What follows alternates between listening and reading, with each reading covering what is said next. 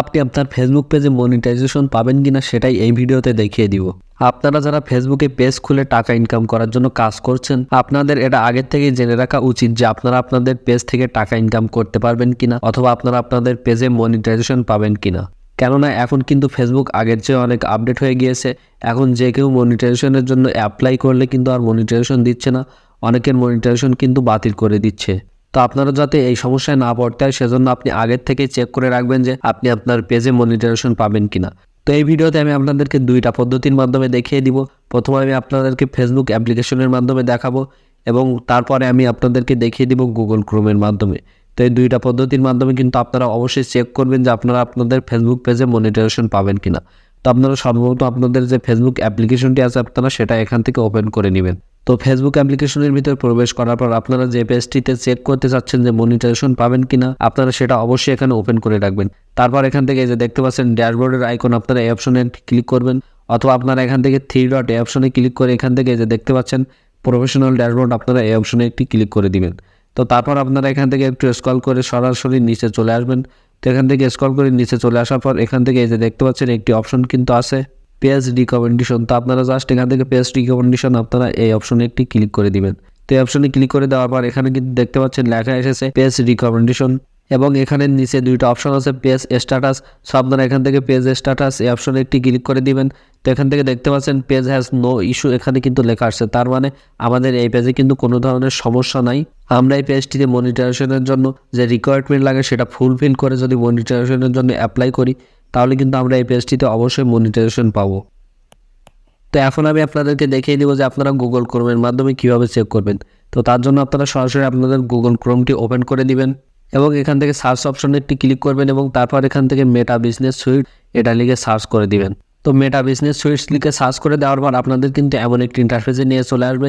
So এখানে যদি আপনাদের অ্যাকাউন্ট লগ ইন না করা থাকে তাহলে আপনাদের যে ফেসবুক অ্যাকাউন্টের আন্ডারে পেজটি ক্রিয়েট করা আপনারা সেই অ্যাকাউন্টটি এখানে লগ ইন করে নেবেন। তারপর এখান থেকে যে দেখতে পাচ্ছেন এই অপশনে একটি ক্লিক করে আপনি যে পেজটিতে চেক করতে চাচ্ছেন অবশ্যই সেই পেজটি এখান থেকে সিলেক্ট করে নেবেন। তো সেই পেজটি সিলেক্ট করে নেওয়ার পর এখান থেকে যে দেখতে পাচ্ছেন এই কর্নারে থ্রি ডট অপশন আছে, আপনারা এই থ্রি ডট অপশনে একটি ক্লিক করবেন এবং এখান থেকে যে দেখতে পাচ্ছেন ডেস্কটপ সেটিংস আপনারা এই অপশনে একটি ক্লিক করবেন। ডেস্কটপ সাইট আপনারা এই অপশনে একটি ক্লিক করে দিবেন।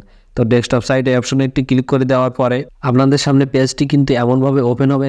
সো আপনারা এখান থেকে যে দেখতে পাচ্ছেন মনিটাইজেশন বলে একটি অপশন আছে, আপনারা এই মনিটাইজেশন এই অপশনে একটি ক্লিক করে দিবেন। তো মনিটাইজেশন অপশনে ক্লিক করে দেওয়ার পর এখন কিন্তু এখান থেকে এই যে দেখতে পাচ্ছেন আমাদের সামনে কিন্তু এমন একটি ইন্টারফেস চলে আসবে।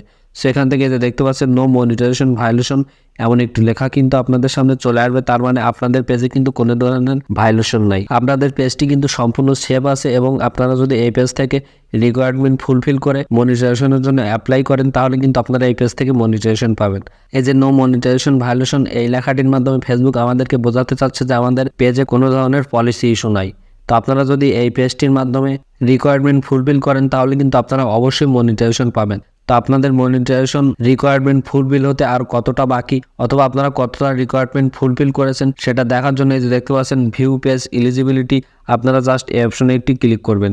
তো এই অপশনে ক্লিক করে দেওয়ার পর দেখতে পাচ্ছেন আমাদের সামনে এমন একটি ইন্টারফেস চলে আসবে। সো এখান থেকে এই যে দেখতে পাচ্ছেন ইনস্ট্রিম অ্যাড, আপনারা জাস্ট এখান থেকে এই অপশনে একটি ক্লিক করে দিবেন।